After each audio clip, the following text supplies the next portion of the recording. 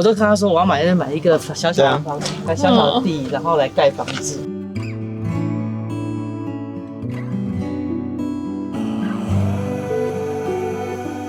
在五界部落跟上面万丰村，我们现在一共有5个单位。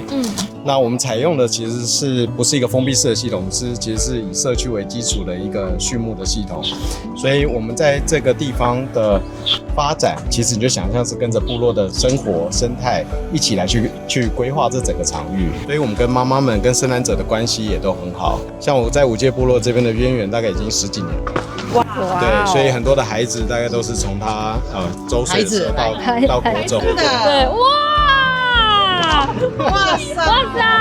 所以我们用开生把这个连接起来，我们去创造这个真的是不一样的东西给大家。那在部落养鸡的特色是什么？我说它就有点像是优点放大器。假设我们本来的一些设定，像饲料的设定啊、品种的设定，是为了想要这个特性，你就想要在这边养，我们可以把这些特性稍微再放大一点。优势是什么？不一定只有好山好水，而是时间，我们可以有更长、更充裕的时间发挥品种的潜力。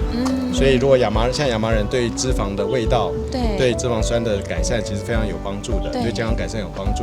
那如果你看再透过时间，我们可以更好的、充分的累积这个脂肪的特性。所以我们在跟他们的合作，就跟博盈这边的观念都一样，其实不是我们来帮，而是这一次我们希望他们来帮我们，愿意用好的方式操作这样的一个习惯，能够帮助我们得到好的产品。